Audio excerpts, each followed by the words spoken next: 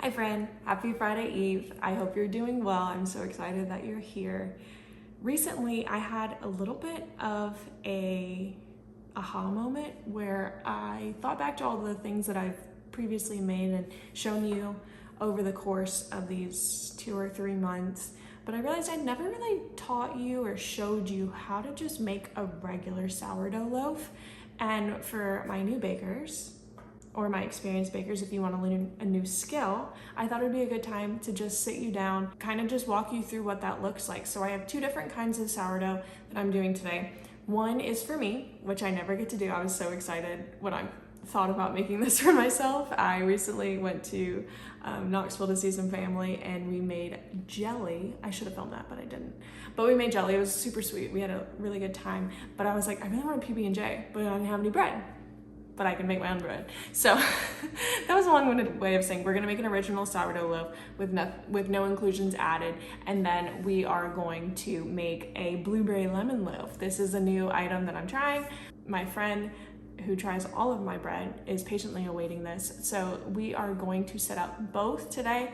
I'll try to walk you through and differentiate which one is which whenever you'll see it on screen, but we will have one regular and then one with inclusion. So if you ever want to start adding things to your sourdough loaf, if you're new, if you're experienced, if you've been doing it for a long time, but you just want some inspiration, I've got just the thing for you. Okay, so like I said, we're going to be making 2 different types of sourdough loaf, and I'm just so excited. I really just kind of assumed that everyone knew how to make a sourdough loaf, but I never once thought to just sit down and kind of walk you through it, because who am I to say what a sourdough loaf is supposed to be like? But I'm just going to share my tips and tricks. I'm no way saying that I'm a professional.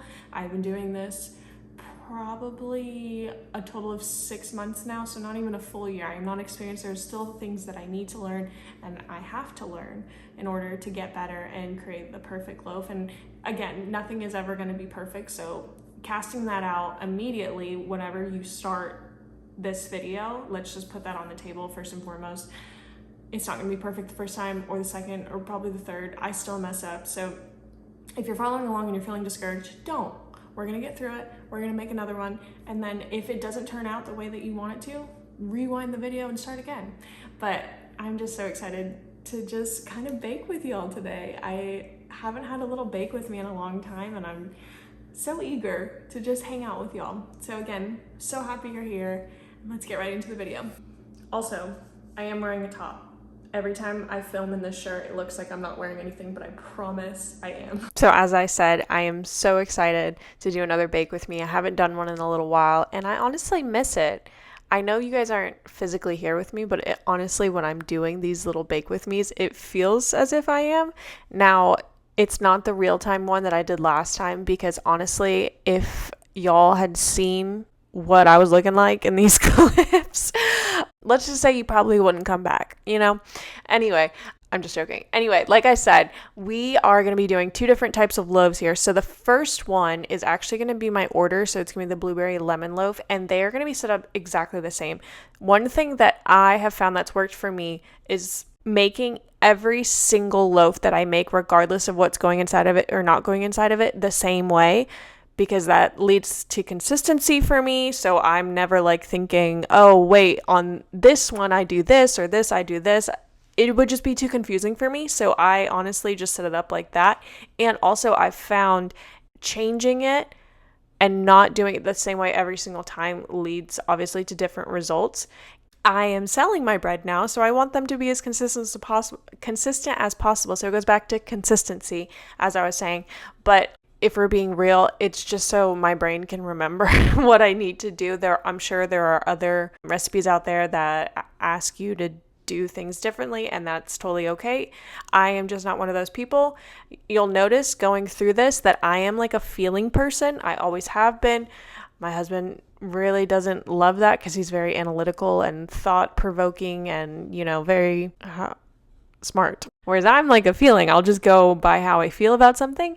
And I found that style of baking to be what works best for me because that's just who I am as a person. So if this style doesn't work for you and you're more of like I need the grams, I need the exact measurements, I need this, I can assure you there are other recipes that'll help you a little bit more. But if you are more of a free-flowing person and or you just don't want to get stuck down and bogged down in the details, I would recommend this style because you're just able to be more in tune with what's going on and you have a better grasp of when something's not working. Whereas if you're using specific measurements, there's a chance that this one time the starter isn't hydrogenous enough or it's too dry or the dough's too wet and it doesn't come out the way that it did the first time because temperatures change, seasons change, the temperature in your kitchen or where you're storing your bread for your stretch and folds changes. It just could be a number of things.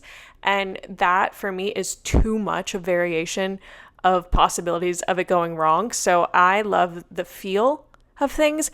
I just want to make sure I am understanding every single stretch and fold, knowing what it's supposed to feel like, knowing what it looks like. And as you saw, I'm showing you every single stretch and fold, what it kind of looks like as it's going through the process of creating its own elasticity. I found that going clockwise 3 to 4 times is usually the sweet spot for me. I used to do 3, but then there's just been times, especially in the summer, where the dough is a little bit wetter because it's so humid and warm where I live that it's taking just a little bit extra to get to that consistency that I want. You can see it's a little bit sticky. There's more water in it. I haven't changed any of the recipe. And this is what I was saying when it comes to measurements. I haven't changed my sourdough starter. I haven't changed the bread flour that I use. You can see I always use the King Arthur's bread flour. It's all I know. It's all I love. It's all I'll use.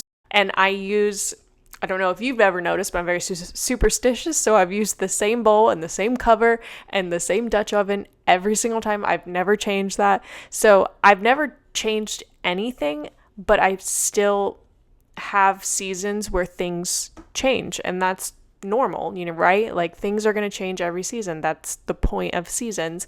And I've just adapted to that over time with my bread. And as you see, I just do what needs to be done.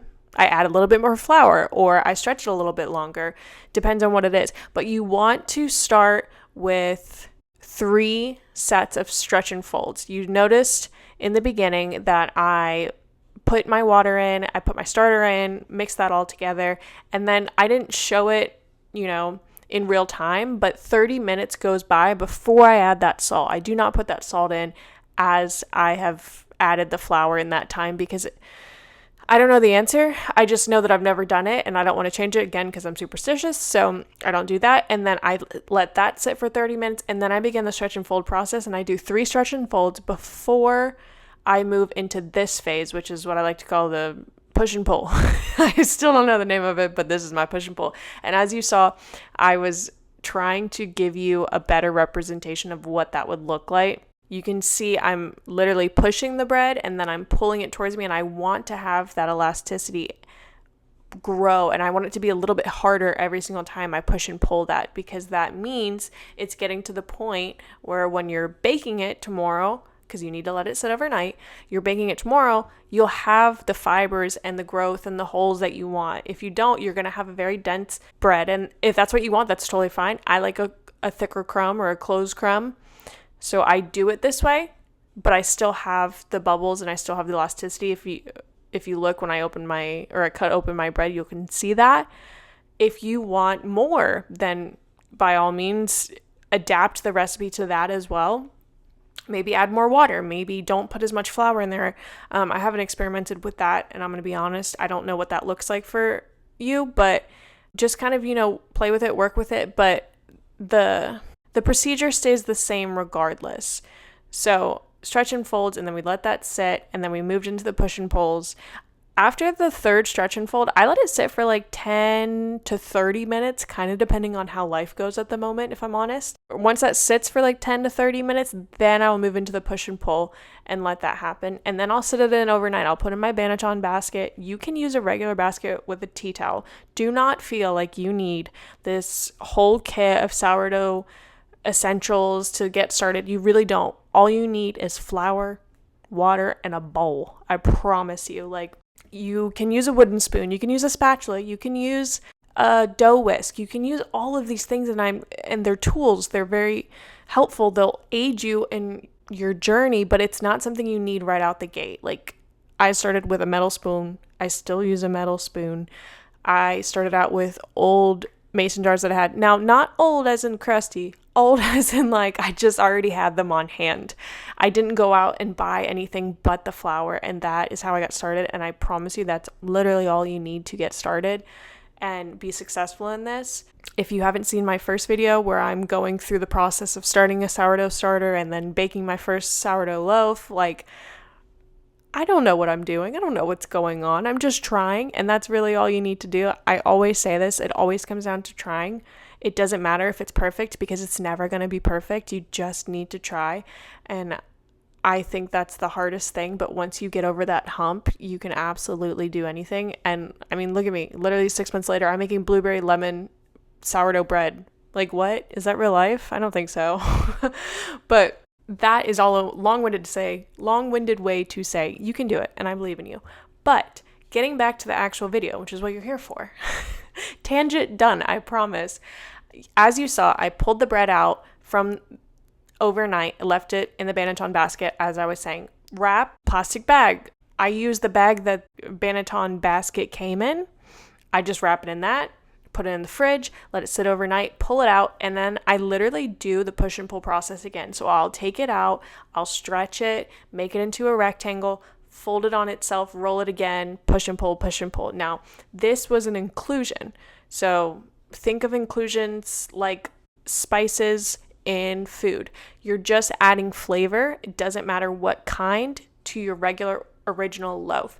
So this one is blueberry lemon. I've done cheddar and jalapeno. I've done cinnamon raisin. I've done other ones that were unsuccessful, so I don't remember what they were, but I've done different kinds, and that's just what inclusions mean. So if you see someone saying, I have inclusions offering, or whatever it may be, that's what they're talking about. It's just whatever they put inside the bread. And so I've found that if you put it in a rectangle before you do a pamphlet fold, if you're unfamiliar, just literally fold it in thirds. I cover whatever I'm using. If I'm using cinnamon raisin, let's use that for example, the cinnamon raisin, I'm going to cover the entirety of the dough, and then I'm going to fold 1/3 in, and then I'm going to put the cinnamon raisin on that fold, and then I'm going to flip it over and put the cinnamon raisin on the top fold, and then roll it. This ensures that every single bite has the flavoring in it, because if you just put in the bottom one, it's essentially at the bottom of the bread. So you're going to get 90% of regular original sourdough, which yum, but you're not going to have any of the actual flavoring inside of it. So to ensure that every bite and the look of it is going to be what you want it to be, I would recommend putting it in those 3 separate times. And you saw me do that with the blueberry lemon. I've just found that's the best way to get the flavor infused entirely. Otherwise, like I said, it's going to be at the bottom and it's just not going to look good. So like, think of like a fruit cake, right? If you put only fruit at the bottom of a fruit cake, where is it going to be? It's going to be at the bottom. So they always say that you have to put it all the way through. So when you're cutting into it, you'll see it all the way through. And that seems obvious, but it was one of those things that someone else had to point out to me for me to be like, oh, duh, of course, that makes total sense. And now I swear by it. So passing that knowledge on to you if you're not familiar, if you don't know, and if you do know, just a reminder in case you forgot.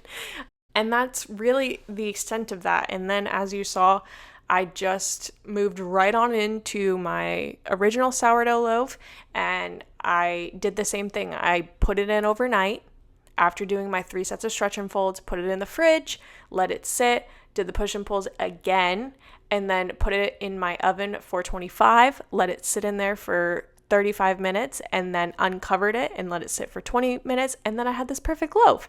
And it's so beautiful. I love it. It still makes me smile every time I open it up and makes me so happy that I was able to create something as beautiful as that. And I know you can too. So I just want to say, I believe in you. I love you. And I'll see you all in the next video.